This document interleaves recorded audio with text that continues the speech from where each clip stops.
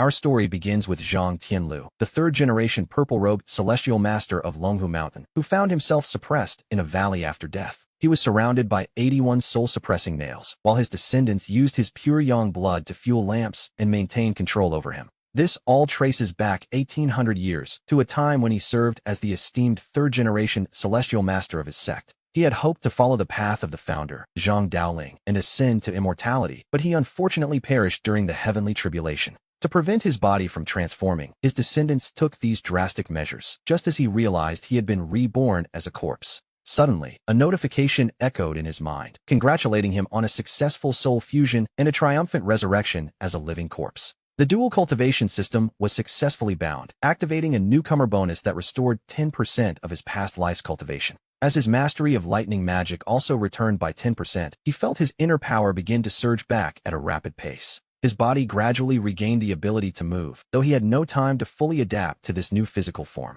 The tomb doors were suddenly blasted open with a deafening bang by a group of grave robbers led by a self-proclaimed feng shui master. The leader's eyes lit up with excitement the moment he spotted the coffin, noting its distinct purple and gold luster. He wondered if it was made of the legendary golden silk Manwha wood, convinced they were about to strike it rich. One of the men asked what was carved on the stone tablet, questioning if they had stumbled upon an imperial mausoleum. The feng shui master scanned the text, and his brow furrowed as he realized the situation was far more complicated than he thought. He broke into a cold sweat upon realizing this was the tomb of Zhang Tianlu, the third-generation celestial master of Longhu Mountain. The stone tablet was clearly engraved with the Longhu tomb-suppressing talisman, which was a very bad sign indeed. They had accidentally broken into the tomb of a Longhu Mountain patriarch. This was no ordinary burial site. The leader suggested they retreat, noting that Longhu Mountain was nearby, and this place was far too dangerous to disturb. If those Taoist priests found out their ancestral grave had been touched, none of the robbers would leave with their lives. The feng shui master had expected a royal treasury, not a celestial master's tomb, yet the other robbers didn't seem to care at all.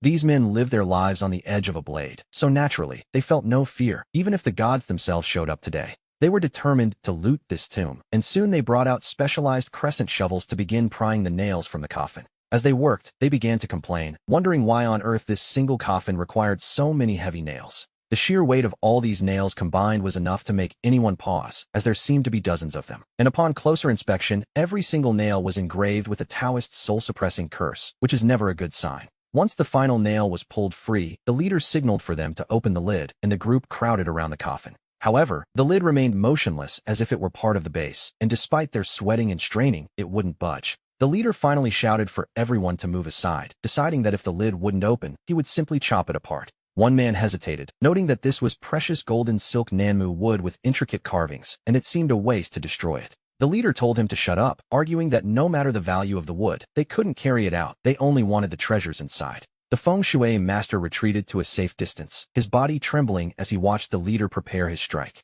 He knew this was the ancient tomb of a celestial master, the final resting place of a direct descendant of Zhang Daoling. He couldn't believe the leader actually dared to strike it. Deep down, he was already regretting ever coming on this trip. With no other choice but to watch, he saw the leader raise his axe and swing it violently toward the golden silk Manwha lid. At the very moment the axe was about to fall, a system notification echoed in our protagonist's mind, detecting the attempt to desecrate the coffin. A time-limited mission was triggered to eliminate all the grave robbers, with the rewards being the undying corpse body and lightning magic. By now, Tianlu had regained most of his motor functions, and he slowly opened his eyes just as the situation reached its breaking point. Suddenly, thick thunderclouds gathered above the tomb chamber, turning the sky pitch black before a bolt of lightning came crashing down. The bolt struck the center of the burial pit, blasting the coffin lid into two pieces just as the leader was about to land his blow. The aftershock of the lightning sent the leader flying backward, while the other robbers dropped to the ground in terror, clutching their heads. The leader stammered, wondering where on earth that heavenly thunder came from, as the air crackled with sudden energy. Dozens of kilometers away at the Dragon Tiger Mountain's celestial mansion, the 77th generation master, Xuanzhen, suddenly snapped his eyes open. He heard the distant roar of thunder and watched as every ancestral tablet in the Great Hall began to shake violently at once. To his horror, the tablet of the great ancestor Zhang Tianlu split right down the middle, which, as you can imagine, was a terrible omen. He quickly performed a divination, his gaze piercing through the temple walls toward the spot where the purple lightning had struck. Realizing the third-generation ancestor's tomb was in danger, he immediately rose to summon every disciple on the mountain. He called for every single disciple of the blue robe rank and above to assemble immediately. He ordered them all to follow him down the mountain, declaring that their ancestors' sacred resting place had been desecrated. With fury burning in his heart, he was the first to charge down the mountain path. He couldn't help but wonder what kind of bold, reckless fools would dare to commit such a crime. The entire mountain was soon illuminated by torches as dozens of yellow-robe masters prepared to move. The red-robe elders used the dragon-tiger godstep, crossing the mountain paths in mere moments to reach the site of the strike. Meanwhile, a female streamer who had accidentally wandered near the cemetery witnessed the massive bolt of lightning firsthand. Terrified out of her wits as the tomb was blasted open, she instinctively pulled out her phone to call the police. As a torrential rain began to pour, the viewers in her live stream chat were absolutely losing their minds. They joked that they were witnessing something truly legendary. Heavenly lightning striking a grave was not a common Tuesday occurrence. Some wondered if this was a sign of a rising corpse, questioning exactly who was buried in such a tomb. Not long after, the arriving police officers also turned pale, having seen that terrifying bolt of lightning with their own eyes. The criminal investigation captain, Li Mu, frowned as he asked the trembling streamer if she was absolutely certain about what she saw. He asked if the grave robbers were really down in that hole, and the streamer nodded her head as fast as she possibly could. She insisted she had seen them go down with her own eyes, and by her count, quite a bit of time had passed. 20 minutes had already slipped by as the police carefully followed the tunnel toward the entrance of the tomb. Just as they prepared to send a team down to investigate, several figures dressed in purple, yellow, and red robes suddenly appeared. They moved through the woods like ghosts, startling the officers who instinctively reached for their weapons, demanding to know who they were. The elderly man in the purple robe stepped forward and cupped his hands in a respectful greeting, introducing himself as Xuanzhen. He announced himself as the current celestial master of Dragon Tiger Mountain, a title that carried quite a bit of weight. Both the police and the streamer were utterly stunned, wondering if a true master from Dragon Tiger Mountain could really be standing there. We see Xuanzhen standing amidst the wind and rain, his purple robes illuminated by the flickering lightning in a truly imposing display. The sight was enough to send a chill down anyone's spine, and meanwhile, the viewership on the live stream was exploding. The numbers surged past 3 million as the chat went wild, shocked that the Celestial Master himself had actually arrived. They began to realize that if the people from Dragon Tiger Mountain showed up in person, that grave must truly belong to their ancestor. The situation was becoming incredibly intense as the police asked the Taoist masters exactly why they had come to this place. Xuanzhen looked toward the dark opening of the tomb and gave them a very direct answer. He explained that the third-generation Celestial Master of Dragon Tiger Mountain was the one buried deep within this earth. This was their sacred ancestral tomb, and the heavenly lightning was a clear sign that their ancestor was deeply offended. The officers couldn't help but gasp at his words, feeling the weight of the situation settle over them. The live stream chat was completely overwhelmed with messages, as viewers struggled to process the scale of what was happening. It was official, those thieves had actually dug into the tomb of a legendary patriarch, confirmed by the master himself. Meanwhile, deep inside the tomb, the leader of the grave robbers had been thrown several meters by the lightning, his body charred black. He looked as though he had been through a furnace. His eyes were bloodshot as he coughed up blood, his entire body completely numb. He looked as if his very soul had been drained, and though his life hung by a thread, he still valued gold over his own breath as he crawled back up. With his lackeys supporting him, he returned to the coffin, where the shattered lid now fully revealed the scene hidden within. The sight of the corpse froze them all in their tracks, and in a panic, they called out for their feng shui master to explain what they were seeing. They demanded to know why the body was dressed this way, questioning how a celestial master could be wearing such things. The sight of the dragon robes was deeply unsettling, and as the feng shui master drew closer, his legs began to give way from sheer terror. We see that the corpse's face had already begun to mummify into a terrifying visage, with a rare black talisman pinned firmly to its forehead. Now, a black talisman is the highest level of sealing charm in the Taoist arts, a fact that made the grave robbers even more uneasy. The body was draped in a black four-clawed dragon robe, layered over a purple Taoist vestment, which was quite a peculiar sight indeed. The feng shui master's teeth wouldn't stop chattering as he begged them to stop looking and just leave while they still could. He explained that these weren't ordinary clothes, but the dragon robes of an earthly corpse, reserved in ancient times only for the emperor's own teacher. Though it had one less claw than the emperor's yellow robe, the status it represented was effectively equal to the son of heaven himself. The master felt a growing sense of dread and desperately urged the group to retreat, warning them not to disturb the tomb any further. He knew that even the slightest mistake would mean their end, but the leader only grew more excited at the mention of an earthly corpse. Thinking only of the fortune he'd found, the leader scanned the coffin and spotted 3 items: an ancient sword, a jade seal, and a strange, ornate register. His eyes gleamed with greed as he reached out to take them, which, to be honest, was the worst possible thing he could do. Convinced he had found the ultimate prize, the leader picked up the longsword first and gently began to draw it from its scabbard. A crisp, clear ring echoed through the chamber, revealing a blade that was miraculously free of any rust or decay after all these centuries. His subordinates were ecstatic when they noticed inscriptions on the blade, knowing that a named sword was worth 100 times more than a common relic. The leader immediately handed the weapon to the feng shui master, whose voice trembled the moment his eyes fell upon the text. The inscription read, "The Supreme Lord's 3-5 sword for slaying evil." This was the legendary blade of Dragon Tiger Mountain. This was the 3-5 sword for slaying evil, the Celestial Master's blade, and at the base of that ancient jade seal, the words Seal of Yangping were clearly engraved. It was none other than the legendary Celestial Master's seal. As for the register, it contained the true names of gods and the power to command spirits and demons alike. An outsider flipping through it might cough up blood from the sheer spiritual weight, but these grave robbers didn't care about such things. They only knew they were about to be rich, and with these 3 treasures, they would never have to work again. The leader gathered the sword, the seal, and the register, yet he remained unsatisfied and reached out to touch the corpse itself. The feng shui master's face turned pale the moment he saw what the leader was doing. The leader just scoffed, telling him to stay quiet, as he intended to take every single thing he could carry. He decided the dragon and purple robes were worth a fortune too, and began ruthlessly tearing at the clothes on the body. He even called his lackeys over to help, leaving the feng shui master with goosebumps and a sinking feeling that disaster was imminent. Something was very wrong. Sensing the end was near, he suddenly turned, desperate to escape the tomb. He realized these men were truly insane. It wasn't enough to take the sword and the seal, but they dared to strip the dragon robes from the corpse. Did they not fear a supernatural transformation? Think about it. The grandson of a saint, a 3rd-generation celestial master, a black talisman, and 4-clawed dragon robes. At a 1,000-year burial site, the sacred sword and seal, and the fact it had been struck by heavenly lightning. Every possible buff for a disaster was present. If that corpse decided to wake up, no one could save them. The master was in a full-blown panic now, and just as the robbers prepared to pull off the robe, the corpse's eyes snapped open. The leader was still struggling with the fabric, complaining about how tight it was while barking at his men to hurry up. He didn't notice that his subordinates were already frozen in terror, staring at the coffin in total silence. The leader finally paused and looked at the corpse, his face turning deathly white as it exhaled a cloud of black mist from its golden, hollow eyes. He stared at them coldly, asking what they were doing, a question that, quite naturally, scared the grave robbers out of their wits. They scrambled back like startled rabbits, and in the next second, the feng shui master watched as the corpse in the purple dragon robes slowly stood up. The black talisman on its forehead flickered with a faint purple light, attempting to do its job. But it was useless against such a powerful aura. He opened his eyes, revealing pupils that had turned a brilliant, solid gold. Deep down, his only thought was of the slaughter to come. A moment later, he stepped into the air, his body simply floating there. His gaze shifted to a nearby robber who was still clutching the Celestial Master's seal and the sacred register.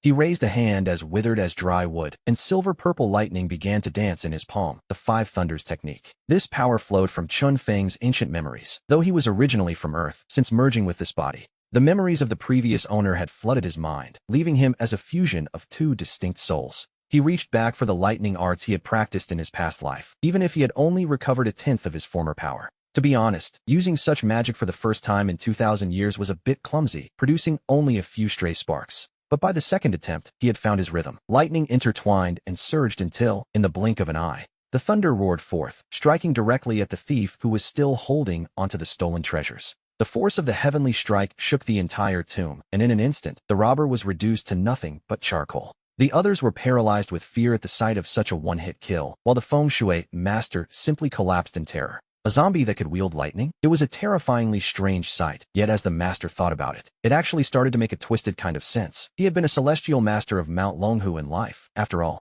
Still, a zombie using lightning was beyond absurd. In any normal story, a zombie has 2 mortal enemies: Taoist priests who conceal evil, and the heavenly thunder that purifies all monsters. But neither of those could touch this creature. After all, he was the very ancestor of the Mount Longhu Taoists. Every Taoist alive today would have to bow and call him ancestor, especially since that devastating 5 Thunders technique was a secret art he had personally created and passed down centuries ago. At this level of power, one has to wonder if there is anyone left in this world who could actually stop him. Even more terrifyingly, the feng shui master's face turned pale as he watched Qin Feng masterfully wield lightning immediately upon waking up. Just as he finished off the thief who had stolen the seal and the register, a system notification echoed in his mind. The mission was clear: recover the celestial sword, the seal, and the sacred register to earn powerful ancient rewards. In the next moment, a sudden, violent suction erupted from his palm, sweeping across the entire tomb like an invisible gale. He pulled the two treasures back from the charred corpse, hanging them casually at his waist before slowly turning his head. His gaze locked onto the leader of the grave robbers, who was currently trembling while clutching the divine 3-5 demon-slaying sword. The leader felt a bone-chilling cold wash over him as those golden eyes fixed on his position. The man had seen his share of trouble, however, and quickly threw a handful of glutinous rice at Chen Feng in desperation. Chen Feng looked down at the rice scattered on his robes and let out a dry, mocking chuckle at the pathetic attempt. The rice didn't even touch his skin before being dissolved by his overwhelming aura. He couldn't help but find it amusing. Imagine, in this day and age, someone actually trying to use simple rice to ward him off. He reached out his hand again. The suction force returned, instantly snatching the remaining rice, the black donkey's hoof, and the yellow talismans from the thief. The leader of the robbers was completely dumbfounded. To be honest, he had never seen a zombie act like this. The very tools meant to suppress the undead were now being confiscated by the undead himself. And then things got truly absurd. After grabbing the rice, Chen Feng simply tossed it into his mouth and started chewing. He took a bite out of the donkey's hoof as if it were a snack, then slapped the yellow talisman onto his own chest. With a loud pop, the talisman exploded, unable to restrain his power for even a second. The robber's face went completely numb with fear. The feng shui master, however, looked on with a face that said he wasn't surprised at all. He had a feeling this would happen. If even the highest-grade talismans couldn't suppress him, there was no hope for the rest. The rice had become a snack, and the donkey's hoof a side dish. The sacred yellow talismans were reduced to nothing more than waste paper. After swallowing the hoof, Chen Feng reached toward the leader again. He seemed to be asking what use these trinkets were. He was practically daring the thief to show him something better. It was as if he were giving the man a final chance. Driven to the brink of madness by fear and rage, the leader finally snapped. He drew the 3-5 demon-slaying sword and charged forward with a desperate roar, cursing at the top of his lungs. He was going to risk everything on this one strike, since this was a divine demon-slaying blade. After all, he hoped it might actually work against this unique zombie. It was a beautiful thought, but the reality was far more brutal. Just as he lunged with the sword, we see the police, the female streamer, and the group from Longhu Mountain finally arrive. They burst into the tomb only to be met with this terrifying sight. Yes, there really was a zombie. Not only was he floating in midair, but he was also dressed in magnificent imperial dragon robes. They wondered if this was the legendary heavenly corpse of Longhu Mountain. Everyone present froze in their tracks, completely paralyzed. The viewers in the live stream chat went absolutely wild, while the Taoist masters of Longhu Mountain turned pale with grim expressions. Their very own ancestor had apparently returned as a fierce corpse. To be honest, this was a massive blow to the sect's reputation. The most critical issue was the overwhelming aura. Even standing at the entrance, the purple-robed Master Xuanjin could feel it. It was a suffocating, powerful pressure. This was going to be an incredibly difficult opponent to handle. Meanwhile, the leader of the grave robbers had closed the distance. He raised the divine sword high, swinging it down with everything he had. He was betting that the sword would live up to the legends and slay the undead, using a Longhu Mountain sword to kill a Longhu Mountain zombie. The irony of the situation was palpable. Chen Feng simply gave him a faint, dismissive glance, filled with utter disdain. One must remember that this sword originally belonged to him. With a simple gesture, the divine blade flew right out of the thief's hand. The blade flew straight into Chen Feng's palm. Gripping the sword, he instantly unleashed several bursts of spiritual sword energy that tore through the air. With a series of piercing whistles, the energy sliced through the darkness. In the blink of an eye, the leader of the grave robbers was completely dismembered.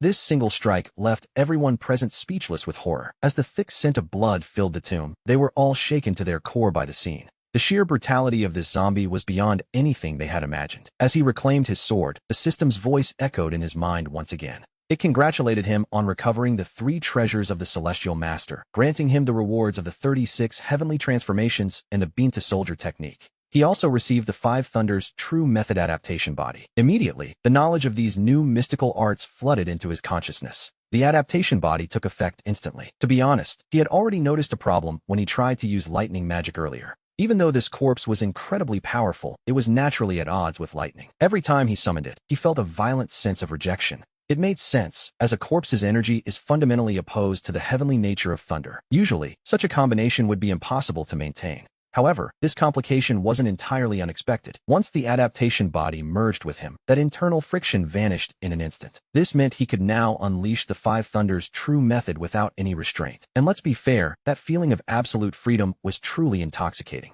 On the other side of the tomb, the remaining grave robbers were scared out of their wits. They were looking for any possible way to escape the carnage. Suddenly, they noticed the team of police officers entering the tomb. To the thieves, the authorities looked like a literal lifeline in a sea of nightmares. They rushed toward the police, begging to be arrested. At this point, they preferred a life behind bars over being carved into pieces like their leader. They had seen the gruesome fate of their companion with their own eyes. To them, this was 100 times more terrifying than any death penalty. As the thieves surrendered, the police found themselves in a dilemma. They stared at the transformed Celestial Master and wondered if their guns would even matter. Meanwhile, Chen Feng remained suspended in the air, his gaze locked onto the remaining thieves. His system mission was not yet complete. Every single grave robber had to die, not one could be allowed to escape. They had dared to disturb his coffin and break his seal. They had even dared to rob the grave of a Taoist master. Truly, there are many ways to seek death, but this was perhaps the most foolish. He raised a withered finger and pointed it slowly toward them. Instantly, his corpse energy surged as lightning began to churn, sending the livestream chat into a frenzy.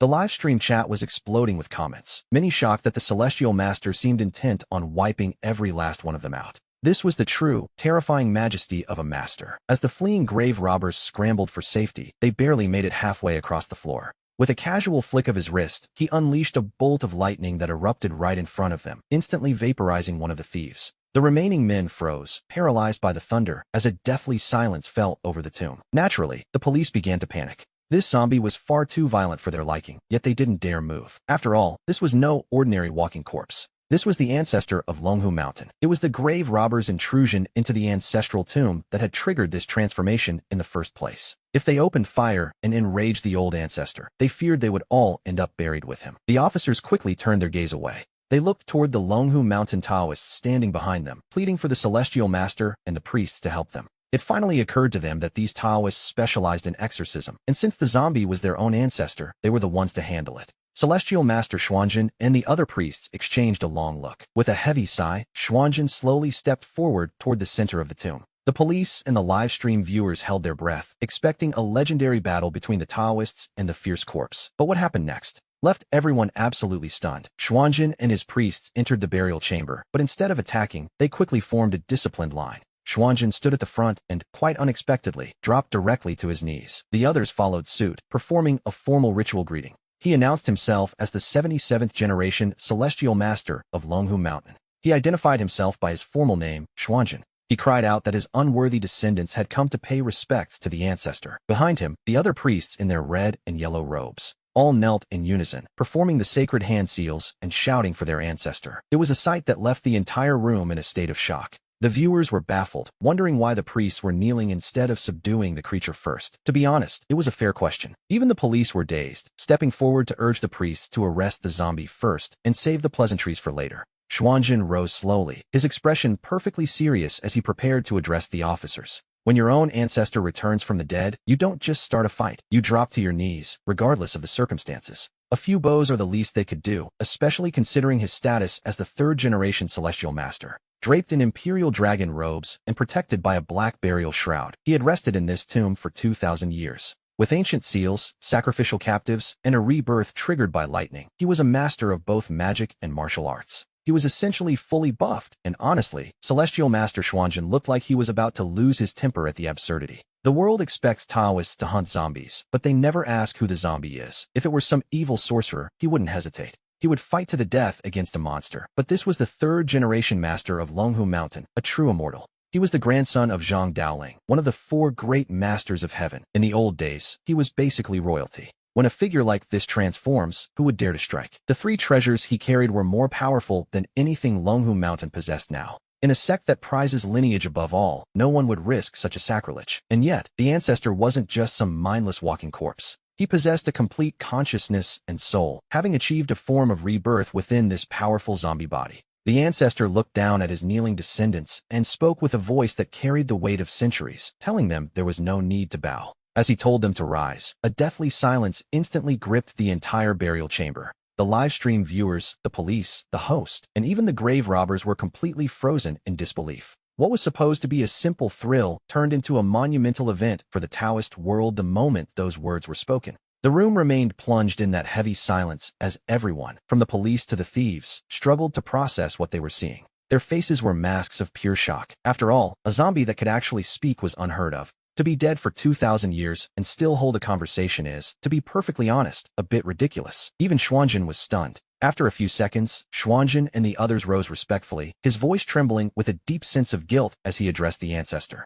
He apologized for their failure, lamenting that they were unworthy descendants who couldn't even protect his tomb from common thieves. Xuanjin pleaded for forgiveness for disturbing his peace, begging the ancestor to return to his resting place and remain undisturbed. "We will handle these grave robbers ourselves," he added. But the ancestor simply shook his head, his voice cold and sharp. He told them that the desecration of the tomb and his own transformation had nothing to do with them, and he had no desire to fight. He ordered the descendants to take the outsiders and leave immediately, making it clear that the grave robbers were his to deal with. As soon as those words were spoken, Xuanjin knew it was an eviction notice, yet he still tried to reason with the ancient master. He attempted to explain that the world had changed and that justice was now handled by the courts rather than by individuals. He compared the modern legal system to the government offices of the ancestors' own time, hoping to find common ground. The police captain quickly stepped forward to agree, suggesting that leaving the criminals to the law was the fairest path. He reminded the ancestor that, as a celestial master and protector of the law and life, he should respect the current authorities.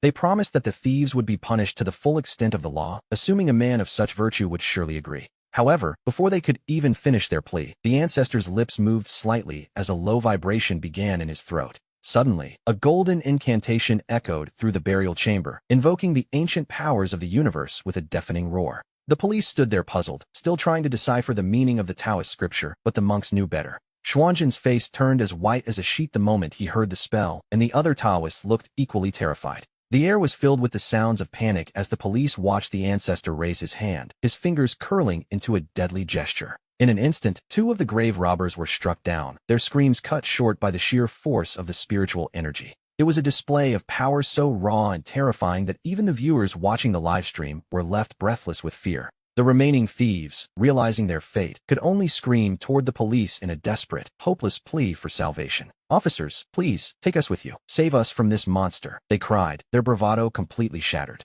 The police stood frozen in a difficult dilemma, watching as the Taoists began to flee, wondering if the thieves were even worth saving now. But watching them die right before his eyes was more than he could bear, so the captain hesitated, hoping to try one last time. Upon hearing this, Xuanjin immediately rolled his eyes in utter disbelief at the man's stubbornness. He gave the officer a blunt warning, telling him quite simply not to go back inside right now. Whoever goes in, dies. It was as simple as that, yet the captain remained completely puzzled by the gravity of the situation. He couldn't understand why things had changed so fast, and Xuanjin, driven to the brink of madness, finally lost his cool. "Forget about talking," he snapped, asking if the captain even realized what the ancestor had just recited. He explained it was the Savage Thunder Curse, a name that meant nothing to the officer, who innocently asked if it was strong. The captain wondered why Xuanjin couldn't just counter it, but the Taoist master could only offer a bitter, hollow laugh. With a face full of helplessness, he admitted that the captain was vastly overestimating his meager spiritual abilities. The Savage Thunder Curse was something far beyond his level, a power he wasn't even meant to touch.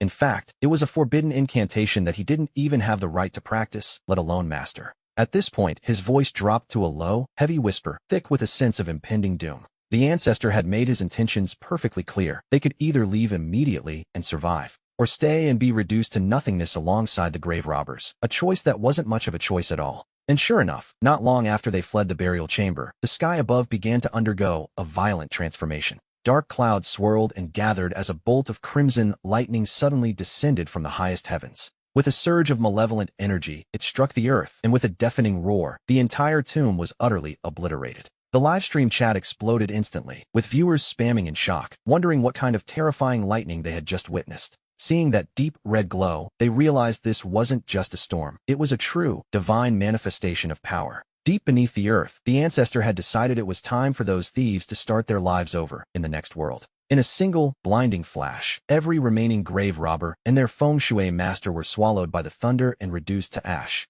That feng shui master, who actually hailed from a side branch of the tomb sect, had dared to desecrate his own ancestor's grave, a truly poetic end, really. As the heavenly tribulation subsided, the system notification chimed once more, congratulating our ancestor on completing his grim task. For eliminating the intruders, he received the Immortal Master's strike and the Silver Crow Thunder Array. Then, he began to walk upon the very air itself. He stepped slowly out from the depths of the earth, his dragon robes and purple vestments fluttering beneath a sky still heavy with crackling thunderclouds. Within him, the new rewards fused instantly, causing his power to surge with a violent, overwhelming intensity. In that fleeting moment, he could feel his long-dormant cultivation from the tomb sect beginning to stir and awaken once again. As the successor of Zhang Tianshi, the secret arts he mastered in life were returning to his body, though now, he was something much more than human. Not only could he reclaim his peak cultivation, but he could now merge his zombie abilities with the divine powers of the tomb sect. By achieving this union of master and magic, the path to true ascension would, quite naturally, become a simple matter of time.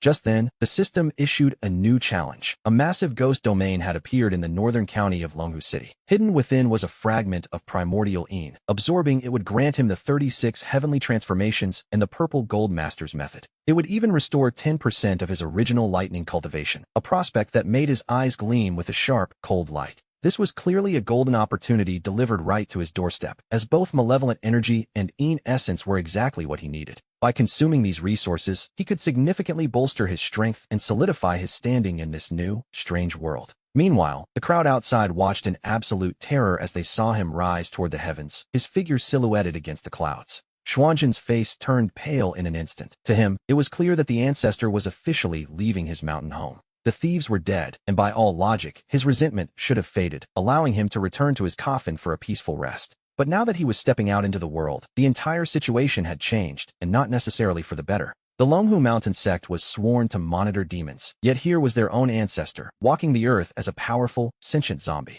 The situation had become far too dire, forcing Master Xuanzhen to steel his nerves and step forward to speak. "Ancestor, please stop," he pleaded. "You have already undergone a profound transformation." He argued that a being of such power could no longer set foot in the mortal world. "Forgive your junior's lack of filial piety today," Xuanzhen continued, his voice trembling but resolute. He felt he had no choice but to block the way, even as the ancestor watched his determined gaze. A faint, amused smile played across the ancestor's face. He hadn't expected such backbone from his descendants. It was refreshing to see such spirit, but a moment later, the ancestor let out a thunderous shout. Thousands of lightning eagles erupted from his mouth as he commanded Xuanzhen to step back, for he could not be stopped. The ancestor had no desire to harm his own kin today, warning the master not to invite unnecessary trouble. This was the Five Thunders Dharma, a divine power so immense that the shockwave literally cracked the void and shattered dozens of nearby trees. The scene fell into a terrifying silence, leaving the livestream viewers watching with their hearts in their throats. To be honest, the sheer power of a single shout was enough to leave everyone watching completely stunned.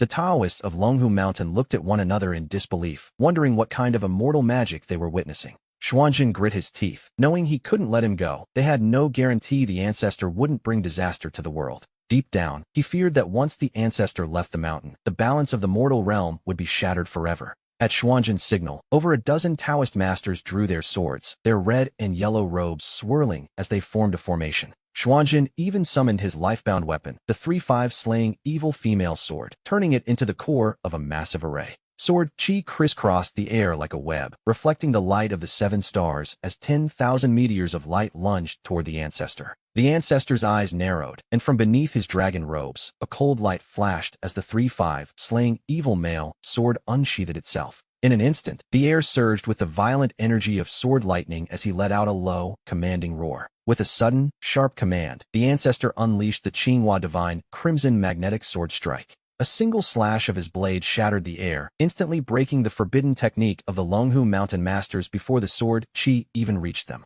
The sheer pressure left them gasping for breath as the ancestor reached out, pulling Xuanzhen's 3-5 slaying evil female sword directly into his palm. With both the male and female celestial master swords now in his possession, Xuanzhen's face turned a ghostly, pale white. He cried out in despair for his lost blade, while the police officer, the host, and the entire livestream audience watched in stunned silence. This was the true power of the ancestor. A legendary sword formation couldn't even withstand a single one of his strikes. The gap in power was simply too vast, leaving Master Xuanzhen feeling a bitter sense of defeat he had never imagined possible. To be honest, things weren't supposed to go this way, but the ancestor merely chuckled at the younger man's confusion. He asked if Xuanzhen had forgotten that he was the one who had originally created the 7 stars Big Dipper sword formation. The irony of using his own creation against him was not lost on the ancestor, leaving Xuanzhen completely speechless. It had all happened so fast that the master had forgotten that crucial detail, a mistake that was, frankly, a bit embarrassing. The ancestor tossed the sword back to him, telling him he should probably keep a better grip on his own spiritual tools.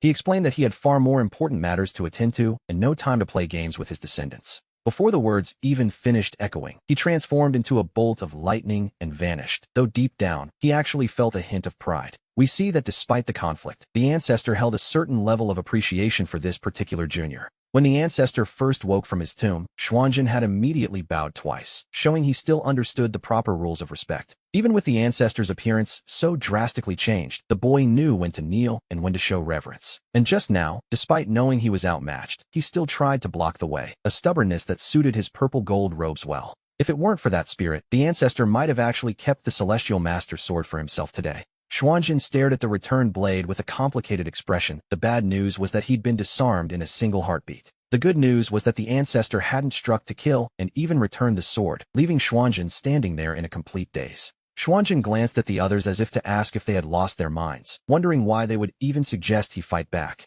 They wanted him to use lightning techniques, but the ancestor's sky was already filled with that terrifying, blood-red lightning. The ancestor could unleash a strike with a mere wave of his hand, and if Xuanjin had dared to use his own lightning arts, the old man would have likely countered with a strike of 9 heavens divine lightning that would have ended everything instantly. He knew his limits. When it came to lightning arts, how could a 77th generation celestial master like himself ever hope to defeat a 3rd generation ancestor? It would have been a death wish, plain and simple, and the police chief could see it on his face. Seeing Xuanjin's look of utter despair, the chief couldn't help but sigh, realizing the current situation was becoming incredibly difficult to handle. The ancestor's combat power was staggering, but the real problem was that he was now missing, and no one knew if he might harm the innocent. Anticipating a mountain of trouble ahead, the group didn't waste any time and immediately began coordinating their next move to track him down. The police and the Longhu Mountain disciples split up to handle their respective tasks, and meanwhile, we shift our gaze elsewhere. A bolt of lightning tears through the sky, drenched to the bone. He pauses for a brief moment before turning back. He accelerates suddenly, racing toward the south of the city as the sun sets and Longhu City is swallowed by darkness. Down by the South City Reservoir, a group of young people are setting up camp. They are minor influencers from a short video platform, having traveled all this way specifically to film a new segment. The script required a night scene, so they waited for dusk, but despite finishing the shoot 2 hours ago, the campfire refuses to light. With dinner nowhere in sight, the heavily made-up young women from the agency are starting to lose their patience. Young Zhang, the man responsible for the fire, feels utterly defeated. It really wasn't for a lack of trying. Things have been strange today. Every time the fire finally catches, it simply goes out on its own. One of the influencers, refusing to accept this, grabs the tools. She's convinced she can do what he couldn't. She insisted that just because he failed didn't mean she would, especially with fire starter and alcohol. To be honest, she basically called him useless. But then, something truly eerie happened. The moment a flame flickered to life, it shrank and vanished as if being smothered by the air itself. The wood was perfectly dry and flammable, yet it simply refused to burn, leaving everyone standing there in a state of complete confusion. All the conditions for a fire were met, yet not a single spark would take hold. It was, quite frankly, impossible. No one knew what the problem was, and even worse, no one noticed the exact moment the moonlight was swallowed by dark clouds. A massive ghostly domain was silently manifesting all around them, and as the barrier took shape, countless vengeful spirits began to stir. From the desolate edges of the reservoir, they began to crawl out slowly. Yes, they were emerging from the very earth itself. The spirits began to converge on the campsite. Now, the elders of Longhu City knew well that the South Reservoir was surrounded by mountains and water. Feng Shui masters had always considered this a sacred spot, and since ancient times, it had been used as a burial ground for the local families. After a crematorium and a cemetery were built nearby, the reservoir was abandoned, and locals generally stayed away. The problem, however, was simple. These influencers understood nothing of the local taboos. They only saw the beautiful scenery that had recently made the reservoir a viral hotspot. Frustrated that the fire still wouldn't light, the influencers cursed under their breath and turned back to their tents to get some rest. But the moment they stepped inside, the atmosphere shifted violently. Under the pale moonlight, countless ghastly white figures suddenly appeared. They were slowly closing in on the tents. Inside one of them, the owner of the influencer agency was relaxing. He was sipping red wine while discussing a contract with a popular model, but a second later, he felt a sudden, heavy chill. It felt as if a great weight was pressing down on his shoulders. He whipped his head around and nearly jumped out of his skin. A hideous ghost was perched right on his back, opening a bloody maw and swallowing him whole before he could even scream. A blood-curdling shriek echoed through the tent as the young woman watched in paralyzed horror, seeing her boss consumed before her eyes. She turned and bolted out of the tent, but she froze the instant she reached the clearing. The area was already completely surrounded. Dozens of malevolent spirits stood there, and seeing her emerge like a fresh delicacy, they all lunged forward at once. They were about to tear her apart and devour her when, suddenly, a streak of blood-red light descended from the heavens. We see a formidable ghost queen in red appearing, cradling a ghostly infant in her arms with an eerie, protective grace. She was followed immediately by a male ghost king, whose dark energy felt even heavier and more oppressive than her own. Dressed in the robes of a Qing dynasty eunuch, he looked like a grand official on patrol, clutching a white horsetail whisk. He let out a murderous roar, demanding to know why they were scrambling when the prince and lady had yet to feast. He scolded the lesser spirits for daring to take a bite first, and the entire area fell into a terrified, sudden silence. The spirits looked at one another in fear before obediently hoisting the trembling influencers high into the air. They presented them like sacred offerings to the ghost king and queen, and the lady in red nodded with cold satisfaction. She picked out the woman with the fairest skin, lifting her face to inspect her before leaning in to take a lick. But a second later, her expression shifted to one of pure disgust, and she immediately spat on the ground. She demanded to know what on earth she had just tasted, looking genuinely offended by the experience. She had intended to savor the woman's vital essence, but instead, she ended up with a mouthful of thick, heavy foundation. With half the makeup licked away, the influencer's true face was revealed, and even the eunuch ghost king was visibly startled. He wondered aloud what kind of dark sorcery this was, as the difference between the two sides of her face was truly staggering. Just as she was about to punish the woman for wearing 2 pounds of powder, the ghostly infant in her arms began to wail. The ghost baby had caught the scent of living energy and began to cry, revealing a mouth full of tiny, razor-sharp teeth. The sound was piercing enough to shatter one's nerves, and the influencers were so terrified that several of them simply collapsed. Watching the scene unfold, both of the ghost kings began to look increasingly irritated by the chaotic display. The ghost queen muttered about how the child only ever thought of eating, her patience clearly wearing thin. She then turned to the infant and told him to go ahead and eat his fill, offering the humans up as a meal. The ghost queen in red grabbed the ghostly infant by the neck, pulling him out from the fortress wall with a sudden, sharp movement. She handled him as if he were a mere toy, yet the infant felt no pain. Instead, he let out a twisted, joyful grin. They seemed to be playing a truly bizarre game, but meanwhile, outside the ghost domain, our protagonist had already arrived above the reservoir. Treading upon the void, he stood tall against the sky as the dark energy swirled below, and he finally opened his Dharma eye. As the golden zombie boy scanned the area, the scenes within the black mist became clear, revealing a massive horde of vengeful spirits.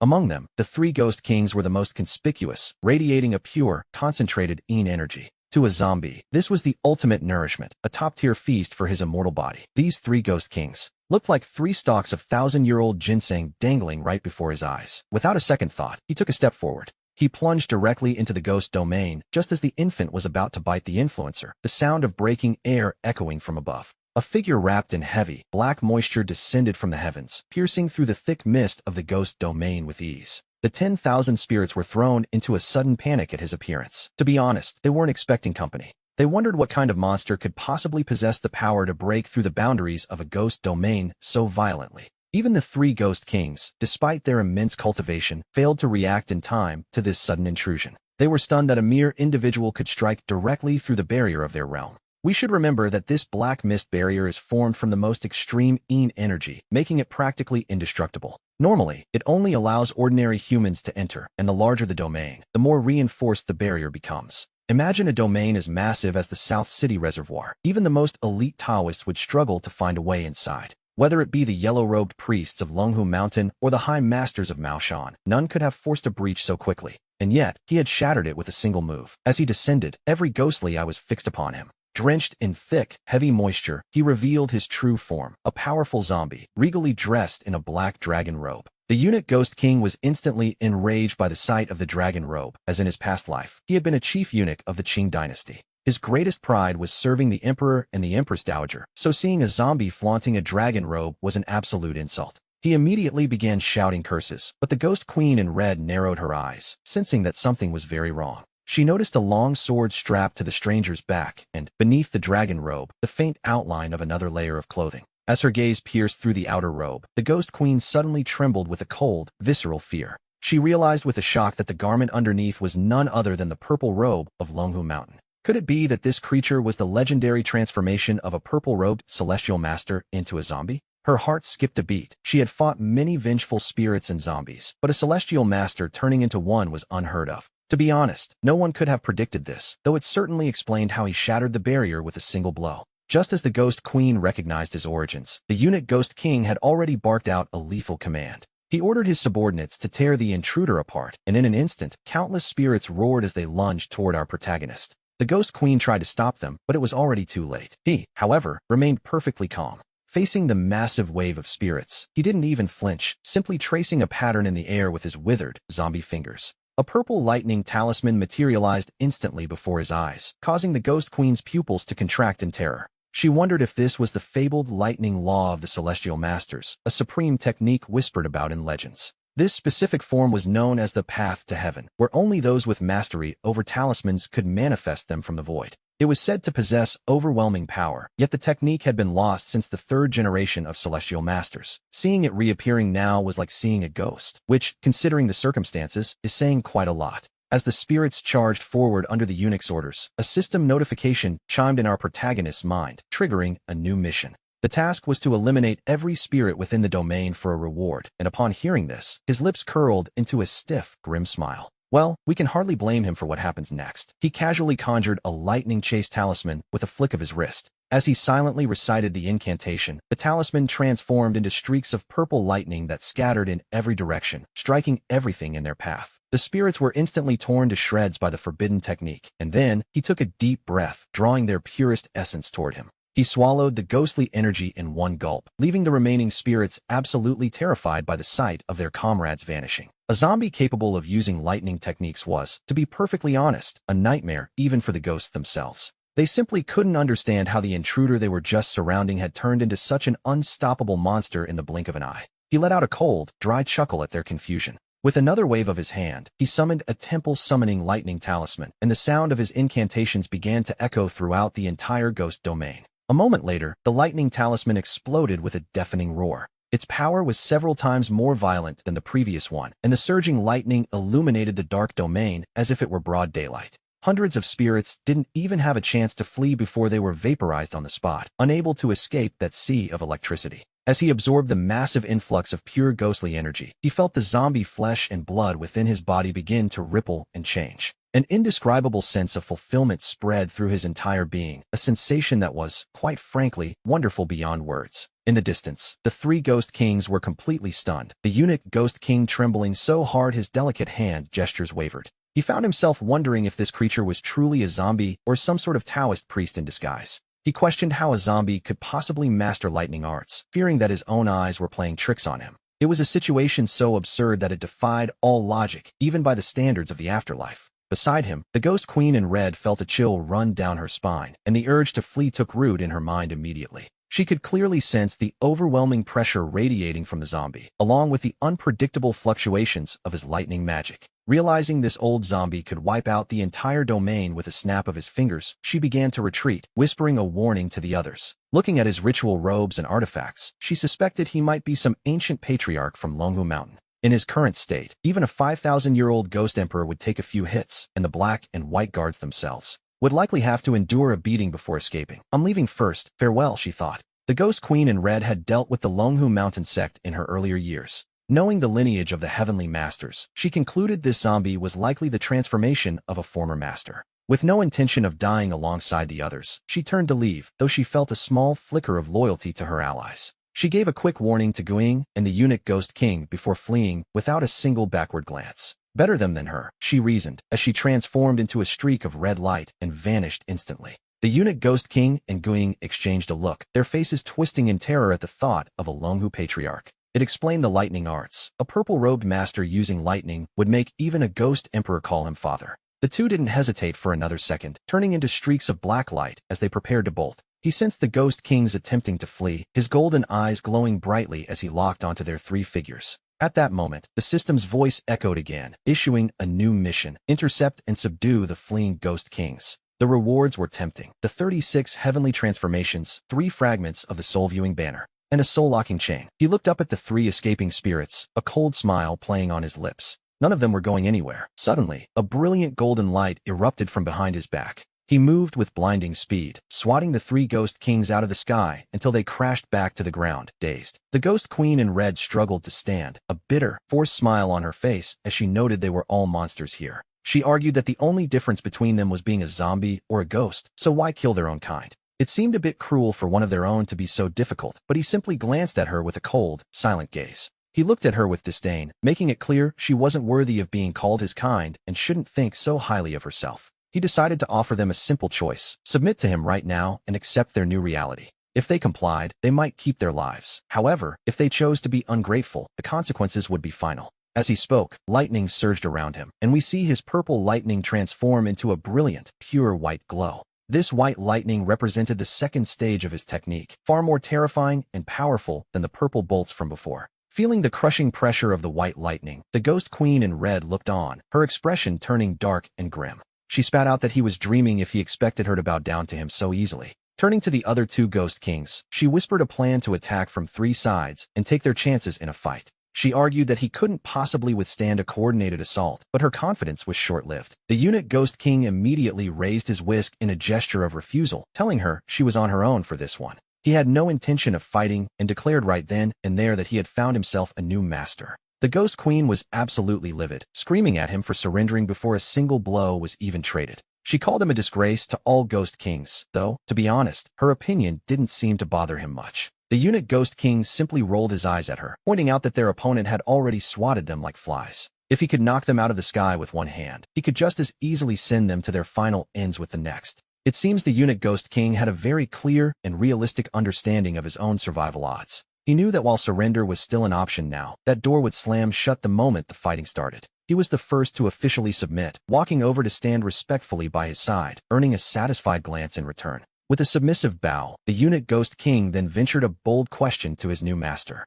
He asked which generation of the Longhu Mountain Heavenly Masters he had belonged to during his former life. He also gestured toward the majestic robes, asking about the significance of the dragon patterns he was wearing. The master replied calmly, identifying himself as Zhang Tianlu, the 3rd-generation patriarch of Longhu Mountain. He carried titles bestowed by Emperor Yuanwu himself, recognized as a true sovereign of heavenly clarity and virtue.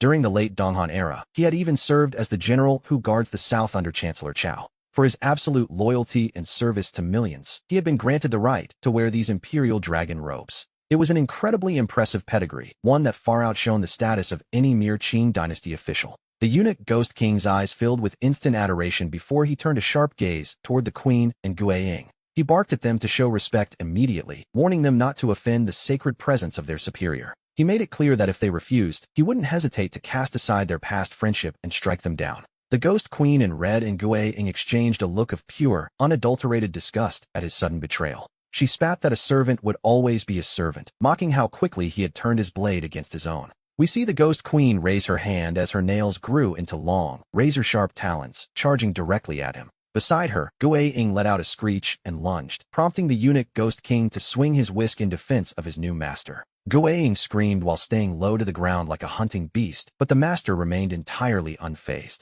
Watching the creature deliver itself right to him, he waited until the very last second to form a specific hand seal. He invoked the golden light art, calling upon the mysterious, profound essence of heaven and earth. In the next heartbeat, rays of golden light erupted from his body, forming an indestructible, shimmering barrier. Guiying saw the barrier appear out of thin air, but couldn't stop in time, slamming face first into the golden shield. Half of the creature's face began to melt instantly, releasing thick white smoke and a chorus of agonizing hisses and screams. Seeing this, the master simply shook his head with a smile. Trying to outrun his speed was a foolish endeavor indeed. He immediately reached out with a black lion-like arm, grabbing Guiying and staring down at the creature's screeching, distorted face. He warned the beast that if it made another sound, he would pull its teeth out one by one. The threat worked instantly. Guiying became as docile as a small chick, trembling while held firmly in his grasp. It wasn't that the creature didn't want to struggle, but it simply didn't dare to move after sensing the intense lightning energy in his palm. The message was clear. One wrong move meant instant electrocution, unless it believed itself to be tougher than the Five Thunders law.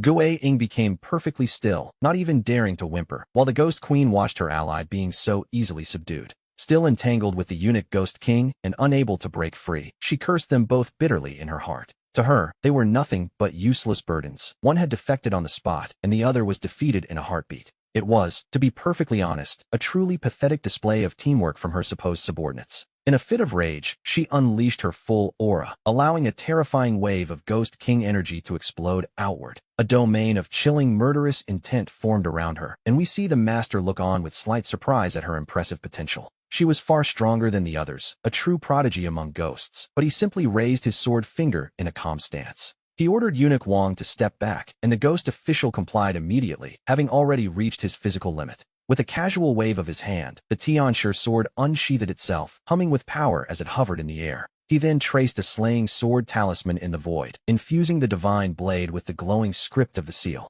We watch as he commanded the Tianshi sword to circle the ghost domain, cutting through the darkness like a streak of flowing light. Every malevolent spirit in its path was instantly turned to ash, completely wiping out the remaining ghosts within the territory. Finally, he pointed the blade directly at the Ghost Queen in red, offering her one last chance to choose her fate. She could either submit to his command or face total annihilation. There would be no third option for her today. Feeling the biting chill of the flying sword's energy, she broke into a cold sweat, her will to resist vanishing before such overwhelming power. Had he revealed this power sooner, she would have surrendered long ago. The Ghost Queen in red instantly dropped to her knees. She pledged her soul to him as her master, while he turned his gaze toward the trembling Gui Ying still in his grip. He recalled the Tianshi sword, letting it hover behind her with its tip pointed at the cowering Gui Ying, who finally broke. The creature begged for mercy, admitting its mistakes and promising to be perfectly obedient from that moment on. And so, all three great ghost kings were officially subdued, just as the notification for a completed mission echoed in his mind. After the rewards were issued, he extracted 2 divine abilities, calling wind and rain, and inverting yin and yang, to study them closely. Before long, he had completely mastered these 2 techniques from the 36 transformations of the heavenly constellations. Combined with his earlier skills, he now possessed 4 of the legendary 36 divine powers within his arsenal. Additionally, he acquired 6 more fragments of the 10,000 soul banner and a specialized soul-locking chain. He examined the black iron lock, which was engraved with the underworld's exclusive blood-red soul-binding curse, quite pleased with the find. He recalled that such items were strictly for the use of the underworld's official authorities. Even ordinary ghost messengers rarely had the privilege of being issued one of these chains. It was, without a doubt, a rare treasure. Any demon or ghost caught by this chain would find escape nearly impossible. In certain respects, this tool was even more effective than the binding techniques used by the masters of Longhu Mountain. Having collected all his rewards, he turned his attention back to the 3 ghost kings standing before him. He calmly ordered the 3 of them to hand over their ghost cores immediately. The ghost kings trembled with fear, and Gui Ying, knowing he lacked the strength to resist, obediently surrendered his core.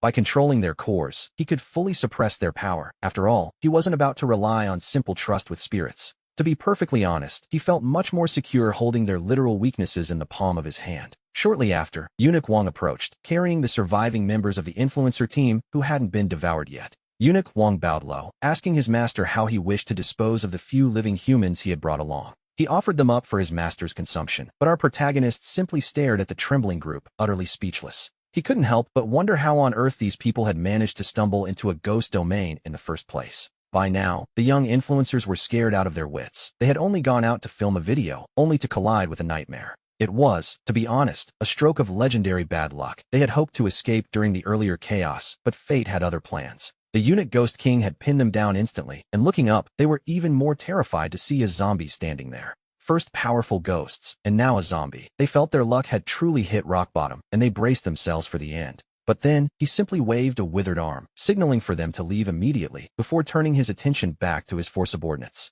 He began to search for the innate destiny mentioned by the system. Knowing a domain that could produce 3 Ghost Kings was no ordinary place. And so, we see him questioning the 3 Ghost Kings directly about the location of this hidden treasure. He asked where the innate destiny was hidden, but they could only stammer that they had no idea whatsoever. They explained that their cultivation had relied entirely on absorbing the natural yin energy of the world around them. They claimed they had never even seen such a thing as innate destiny, and he could only shake his head at their ignorance. It made sense, really. If they had known about it, one of them would have surely swallowed it long ago to gain more power. Innate destiny is a peerless boon for any demon or ghost, so he pulled out the Tianshi seal to take matters into his own hands. He drew a talisman and infused it into the artifact, using the Tianshi seal to scan the domain and sense the traces of the hidden treasure. The Tianshi seal is famous for suppressing spirits, but it is equally adept at tracking items. Soon, he reached the surface of the reservoir. Suddenly, the seal erupted with a crimson glow, signaling that the innate destiny was resting right at the bottom of the lake.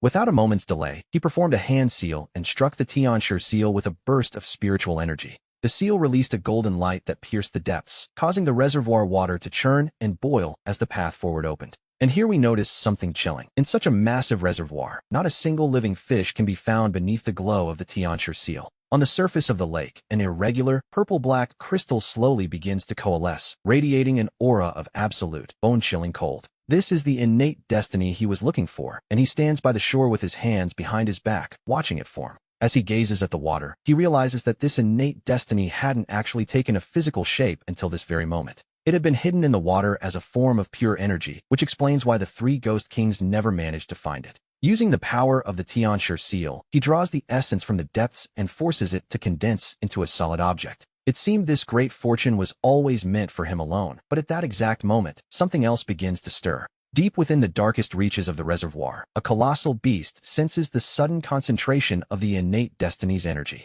The monster slowly opens its slumbering eyes. It had spent years feeding on the scattered traces of energy drifting through the water. Because the energy had been so diluted before, the creature could only grow by slowly accumulating it over a long period of time. But now that the energy has been gathered into one spot, the beast surges upward from the silt and mud of the lake bed. Its massive body tears through the water as it charges toward the surface, while our protagonist keeps his eyes locked on the waves. The fist-sized, dark purple crystal is finally complete, pulsing with a coldness that feels like the very end of the world. He reaches out his hand to claim his prize, but suddenly, the water explodes in 4 directions with a deafening roar. A giant beast bursts from the depths of the reservoir, opening its bloody maw to swallow the innate destiny in a single gulp. The creature is incredibly thick, with a golden, massive body and long whiskers that trail through the air like banners. With 2 horns on its head, it looks remarkably like a true dragon, a sight that causes him to frown at the sudden interruption. His expression turns cold in an instant. He is not a man who enjoys having his treasures snatched away by uninvited guests. He casually moves his fingers through the air, tracing a pattern that causes a purple talisman to manifest out of thin air. This technique can summon heavenly thunder to strike a target instantly, and with a sharp motion, he slams his palm downward. A bolt of furious thunder crashes down from the storm clouds, slamming a thick pillar of purple lightning directly onto the dragon-like beast's head. The lightning erupts, sending sprays of bright red blood everywhere as the massive creature screams in agony, and yet, it refuses to back down. With a desperate flick of its tail, it swallows the innate destiny whole, an act that causes his killing intent to flare up instantly. He begins chanting an incantation toward the Tianshi seal, which immediately transforms into a streak of golden light and shoots toward the water monster. The seal strikes with enough force to crack the creature's skull, sending it crashing back into the water, where it vanishes, leaving him looking truly dangerous. His fury reaches its peak in an instant, and the 3 Ghost Kings, sensing their master's rage, begin to tremble in absolute terror. He turns his gaze toward the 3 ghosts and questions them coldly, asking how they could have cultivated here for so long without noticing this.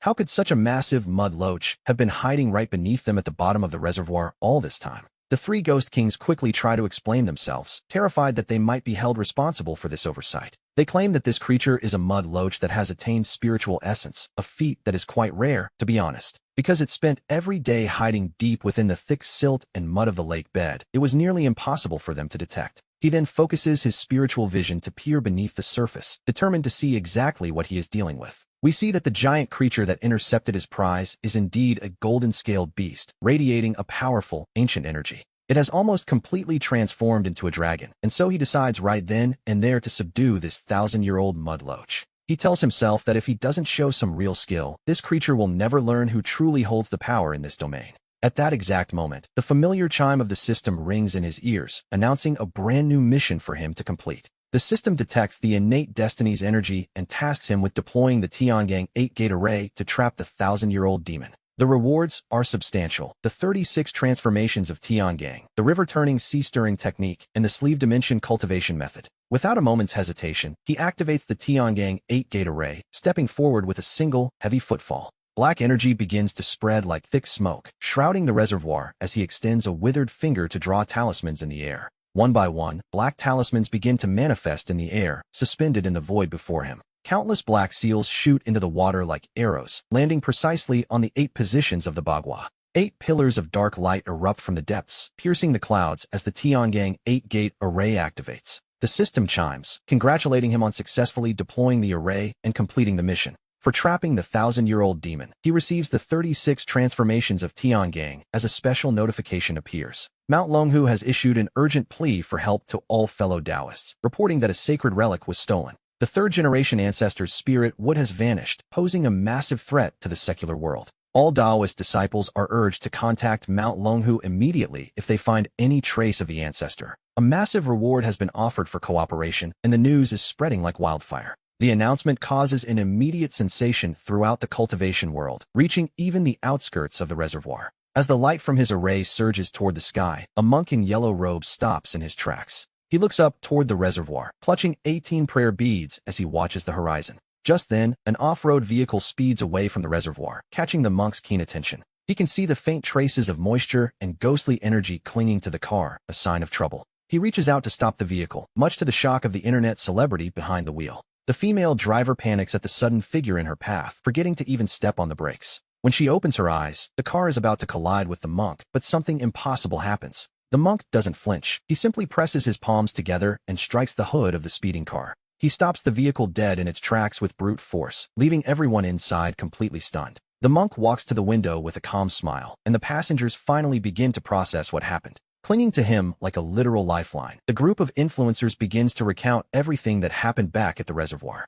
After listening to their frantic story, the monk nods slowly and thanks the benefactors for the information. He tells them he will take his leave now, turning his back to head straight toward the reservoir's edge. The driver points toward the distance, telling him that the person he seeks is right over there, waiting near the vehicle. She repeats herself in a daze, gesturing toward the spot where the car is parked by the water. It was just over there, she insists, still processing the impossible strength she just witnessed. The monk simply remarks that it is nothing more than a small ghost and a single zombie before lightly tapping his foot on the ground. In the next second, he teleports 10 meters away, vanishing from the influencer's sight in just a few short steps. We see the yellow-robed monk rushing toward the reservoir, reaching the outer perimeter in a matter of minutes. Monk Yuan Kong looks out at the water, the prayer beads in his hand glowing with a Buddhist light twice as strong as before. Yuan Kong observes the layer of black mist surrounding the ghost realm, which has weakened since our protagonist consumed most of the bone energy. Without enough energy to sustain it, the thick fog has mostly dissipated, prompting the monk to reach for a specific tool.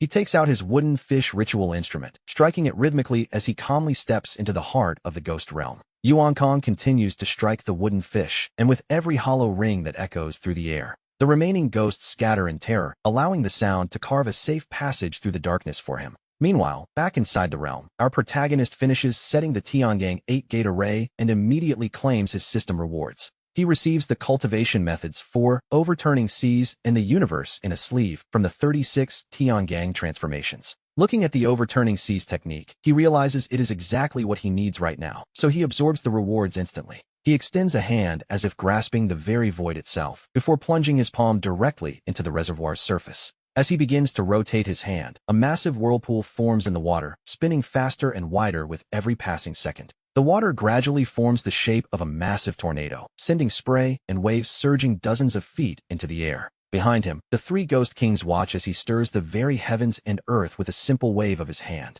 The once calm surface of the reservoir suddenly erupts with a dozen water sprouts, columns of liquid charging toward the sky. It seems as if he intends to flip the entire reservoir upside down, leaving the three ghost kings completely frozen in shock. With power of this caliber, even a ghost emperor would have to bow down and submit, let alone mere kings like them. To think that a lowly mudloach actually had the audacity to try and rob a master like this. It was quite literally a death wish, like an old beast looking for a place to hang itself. Our protagonist keeps his gaze fixed on the surface, his eyes piercing through the silt and water to find that thieving creature. He tells himself the little thing better stay hidden, because if he catches it, there will be consequences. Meanwhile, outside the ghost realm, Monk Yuan Kong continues his steady approach. Striking his wooden fish, he slowly passes through the black mist and heads deeper into the realm to subdue the demons. As he walks, the sound of crashing water reaches his ears, a roar so loud it seems to be upending the entire lake. Yuan Kong's brow furrows in confusion. He wonders what could possibly be making such a violent, rushing noise. Stepping firmly into the heart of the ghost realm, the monk lets out a thunderous cry of Amitabha. He announces himself as Master Yuan Kong of the Fazhong Temple, his voice echoing with divine authority. He commands the spirits to surrender immediately, the sheer force of his Buddhist chant scattering the surrounding ghost energy. Bathed in a golden light, he walks through the darkness looking very much like a living Buddha descended to earth. At that moment, our protagonist is still fuming with nowhere to vent his anger when he spots a certain bald figure entering. He exhales a breath of dark energy, frustrated that he can't find the mud loach, but finding a new target instead. Seeing Monk Yuan Kong arrive, a bold idea occurs to him. After all, this is the perfect piece of live bait. Monk Yuan Kong is utterly stunned, especially as he watches that flying river creature churning the reservoir into a chaotic mess. He is shocked to see the beast possesses such world-shaking power, and for a moment, the monk doesn't even dare to speak. Just as he finds his voice, the phone in his pocket suddenly rings. It's the discipline master of Fazhong Temple calling. This is his master, Monk Liaojin. Seeing that the ghosts and zombies haven't attacked yet, Yuan Kong decides to answer.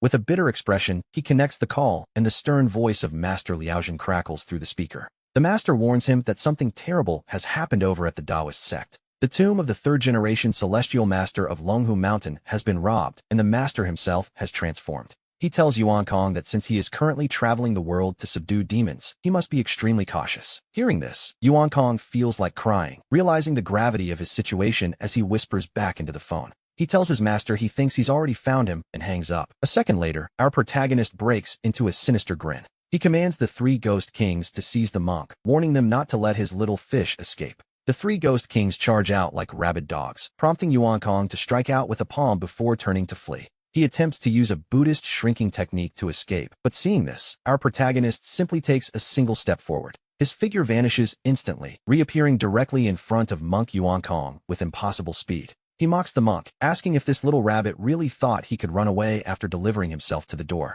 Yuan Kong never imagined this zombie's movement speed would be even faster than his own divine techniques. He wonders if this is truly the terrifying power of the third-generation celestial master of Longhu Mountain. In a desperate move, he swings his prayer beads, unleashing the power of the six-character mantra in a burst of golden light. However, our protagonist simply tanks the hit with his bare body, the impact shattering the prayer beads instantly. He raises a hand, manifesting a body-fixing talisman that he slaps onto Yuan Kong's forehead before grabbing his new prey. Returning to the reservoir's edge, our protagonist releases his control over the churning waters, and the surface instantly returns to a deceptive calm. After that, he completely conceals his aura and tosses the paralyzed monk Yuan Kong directly into the water like a piece of bait. The plan is simple. Wait for that mud eel to let its guard down and resurface. If it dares to show its head, it's as good as dead. Several hours pass in silence, and the Chengnan Reservoir remains still. Meanwhile, over at the Chengnan police station, things are getting crowded. Master Liaojin of the Fazhong Temple and Celestial Master Wuliang of Longhu Mountain have both arrived with their respective disciples.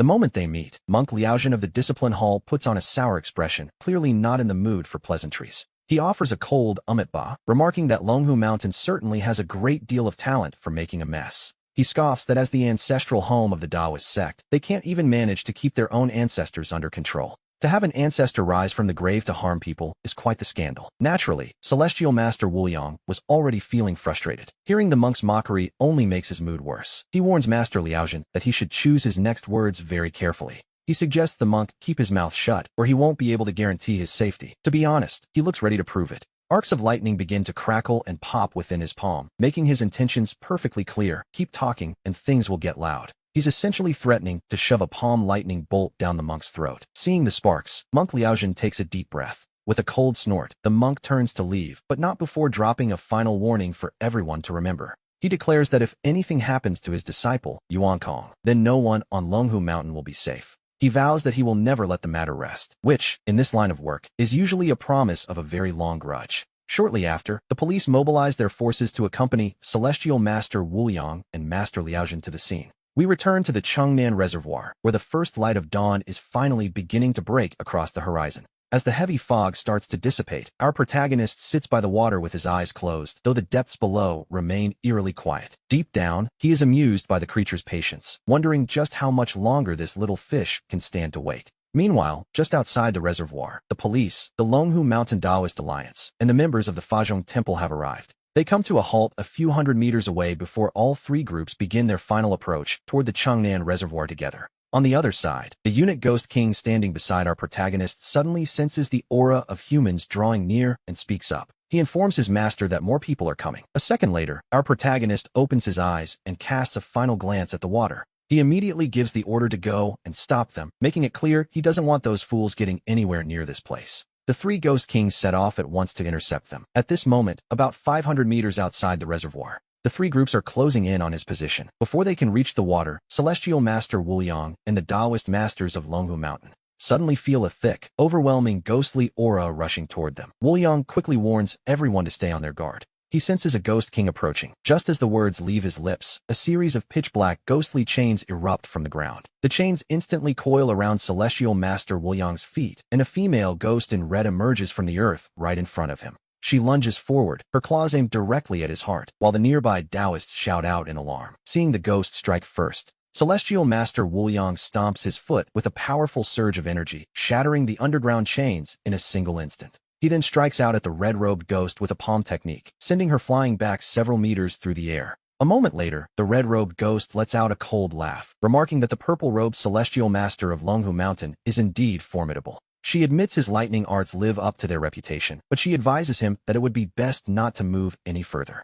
To be honest, she seems quite serious about them not interrupting what's happening inside. She explains that her master is currently handling important business within, and if he is disturbed, it won't end well for Longhu Mountain or for her and her fellow subordinates. As she finishes speaking, the silhouettes of the Eagle Ghost King and the Eunuch Ghost King slowly manifest, the three of them blocking the path like a wall. The pressure they exert is instantaneous and suffocating. Suddenly, Monk Liaozhen rushes forward, shouting a stern demand about last night. He demands to know where his beloved disciple is, shouting for them to hand the boy over immediately. The red-robed ghost lets out a mocking laugh, comparing the situation to fishing without using bait. She tells him that his little donkey of a disciple has already been used as bait by her master. Hearing this, Monk Liaozhen loses all control and a massive, glowing Buddha statue manifests behind him. He strikes out at the red-robed ghost with a heavy palm, but she skillfully dodges the massive blow. She complains with clear annoyance, reminding him that she already told him to keep it down. She asks if he has a death wish for making such a scene, but Liaozhen is now seeing red.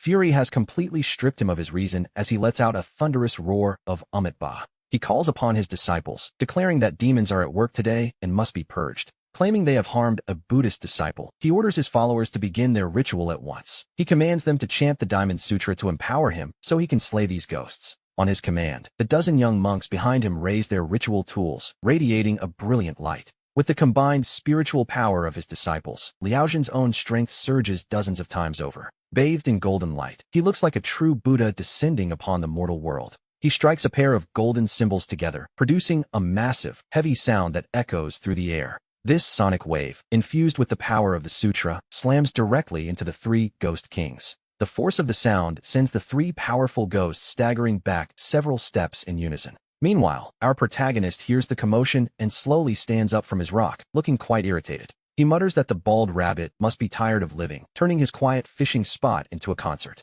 He takes a step forward, walking through the empty air to stand before Liaozhen, beckoning him to come closer. Upon seeing our protagonist, Monk Liaozhen speaks with a heavy, solemn tone, noting that since he was a cultivator in life, he should well understand that turning into a zombie after death only brings harm to others and himself. He claims the man's enlightenment is severely lacking, as he has now willingly fallen into the path of demons. Liaozhen drones on, asking if he isn't afraid that every Taoist disciple in the world will be ashamed of him. As they listen to him, Master Xuanzhen, the Longhu Mountain disciples, and the other Taoist masters behind him begin to tremble. Cold sweat pours down their faces as they realize the situation is spiraling out of control, thinking to themselves that it's all over. They wonder if this old man truly has a death wish, speaking so boldly as if this were merely a place for Buddhist debate. To be honest, they suspect his brain has rotted from too much meditation if he thinks he can challenge the ancestral master. Meanwhile, Master Xuanzhen and the other Taoist priests remain silent, quietly taking several steps back to distance themselves. Hearing Liaozhen's lecture, our protagonist can't help but let out a laugh, his bronze mask vibrating with an eerie, metallic sound.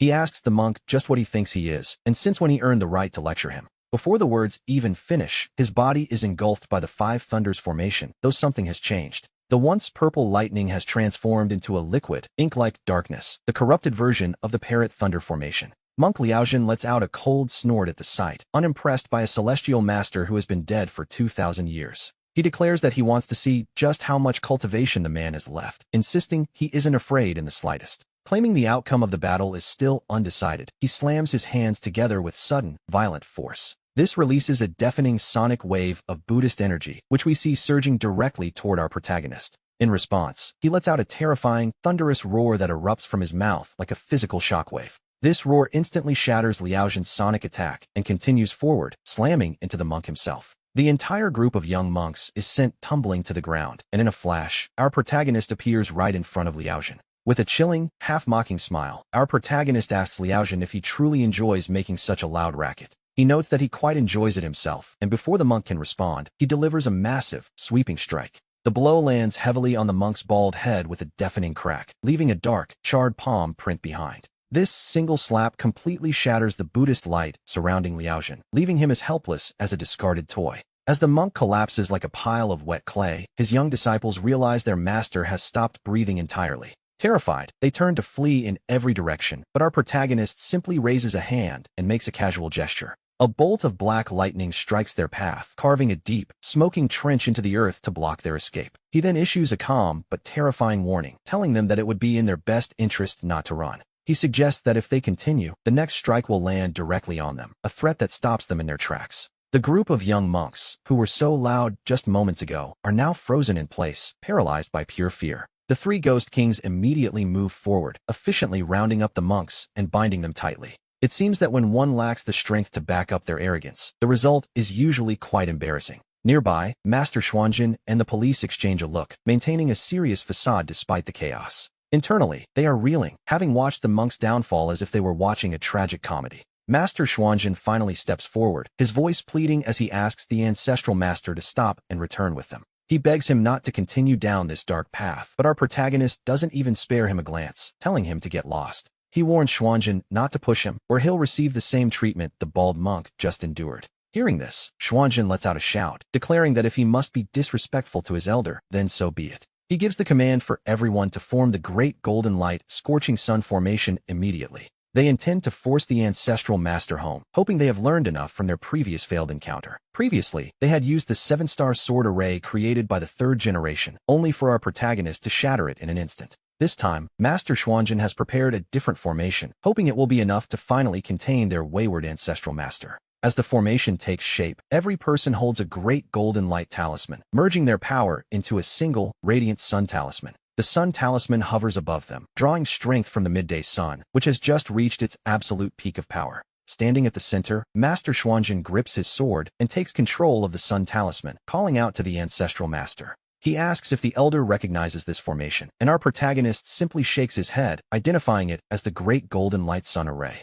He notes that Xuanjin has clearly put a great deal of effort into preparing for this confrontation, but he remains entirely unimpressed. Though the formation is undeniably powerful, he calmly remarks that it is, quite frankly, useless against him. Master Xuanjin begins to chant a series of incantations, and suddenly, terrifying torrents of flame erupt from the talismans. The flames swirl around Xuanjin, coalescing into a massive, flowing fire dragon as he directs the formation's energy forward. The fire dragon lunges toward our protagonist, who simply watches the spectacle and begins tracing patterns in the air with his fingers. With a casual flick, he creates a celestial master sweeping talisman, which instantly transforms into a violent, howling gale. The wind dragon and the fire dragon collide with a roar, and the sweeping talisman promptly drags the flames down toward the water. As the fire dragon hits the surface, it vanishes into a cloud of scalding steam, a rather disappointing end for such a flashy move. Seeing this, Master Xuanjin immediately unleashes another divine fire curse, this time with even greater numbers and intensity.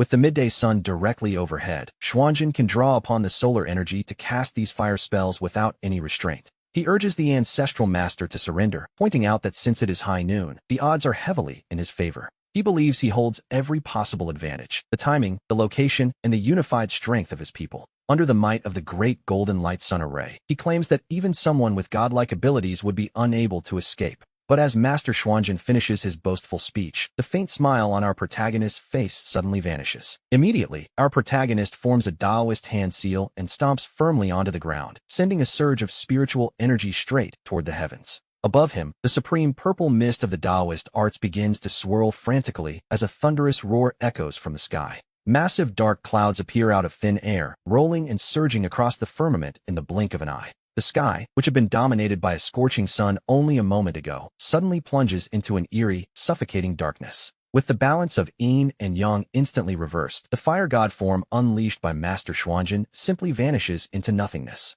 Without the sun's blessing, the great fire talismans lose all their power, leaving Master Xuanjin standing there in stunned silence. He looks up at the sun, now a cold, black void, and his face turns deathly pale as our protagonist turns his gaze toward him. He asks Xuanjin if he still believes he holds the advantage of timing, location, and the will of the people. Despite the overwhelming display of power, Xuanjin's eyes remain fixed with a desperate, unwavering determination. He quickly forms a new seal, forcing the very last drops of energy from the sun talisman to manifest as countless chains of fire. These chains erupt from the talisman, weaving together into a massive, inescapable net that begins to close in from all directions. Master Xuanjin chants the incantation for the divine fire 8-direction net, pouring everything he has into this final restraint. The fiery web descends rapidly, threatening to crush our protagonist, but it is at this exact moment that the situation shifts again. Through his divine sense, he feels the 1,000-year-old mud dragon beneath the surface finally making its move. Its massive form bursts from the water with incredible speed, opening a gaping maw that looks ready to swallow everything in sight. The beast aims directly for the monks Liao Zhan and Yuan Kong, who find themselves in a rather precarious position. Seeing the ancient creature charging at them, the monks' pupils contract in pure, unadulterated terror. They had heard rumors of the third-generation master using people as bait, but they never imagined the monster would be this enormous. Meanwhile, our protagonist looks at the fiery net closing in and calmly draws the celestial master sword from his back. With 2 casual swings, he releases sharp bursts of sword energy that instantly shatter the fire chains into harmless sparks. Without giving Master Xuanzhen a single moment to react, our protagonist strikes with a backhand palm, sending 5 colored thunders surging toward him. Xuanzhen is struck directly by this 5 thunder palm and sent crashing from midair as our protagonist steps forward across the reservoir's surface. Watching the 1,000-year-old mud dragon as it surfaces, he reaches out a single hand and calmly plunges it toward the water. From his 5 fingers, the power of the 5 thunders erupts frantically, condensing into a massive, terrifying hand of black lightning. This giant hand of black thunder dives deep beneath the dark waters, reaching out to seize the ancient mud dragon with a relentless grip. Seeing the black lightning hand descending from above, the 1,000-year-old mud dragon is instantly terrified and tries to turn and flee. It desperately attempts to burrow back into the silt at the bottom, but our protagonist merely watches the old creature with a cold smile. He tells himself that if this creature manages to escape now, he might as well take off his purple and dragon robes and give them to the beast to wear instead. With a sudden motion, he grabs the massive mud dragon's body and heaves it upward. The black thunder hand emits a deafening roar of celestial lightning, exploding through the water's surface as it drags the ancient beast out. The creature's massive form is hurled onto the shore, crushing countless boulders and trees, a sight that leaves everyone present in absolute shock. A little later, a police captain finally finds his voice and asks Master Xuanzhen what on earth that thing is. Master Xuanzhen shakes his head, explaining that it appears to be a mud dragon that has achieved a spirit form. However, judging by its powerful aura and its physical appearance, it isn't far from transforming into a true dragon. Meanwhile, our protagonist stands suspended in the air. With black heavenly thunder coiling around his hand, he stares down at the captured mud dragon and gives it 2 choices. Either it spits out the item itself, or he beats it to death and takes the prize by force. The old mud dragon responds with a defiant roar, which, to be honest, was a rather poor decision. It spits out a cloud of green flames laced with 1,000 years of lethal poison, showing it has no intention of listening to reason. Seeing its refusal, he stops holding back and throws a punch, the black 5 thunder energy smashing into the beast as if to tear it apart. The strike hits the mud dragon's massive body directly, blasting it backward and charring its scales black, yet it still roars at him in defiance. It opens its bloody maw to bite him, but he simply smiles and charges straight into the beast's mouth, followed immediately by a horrific scream.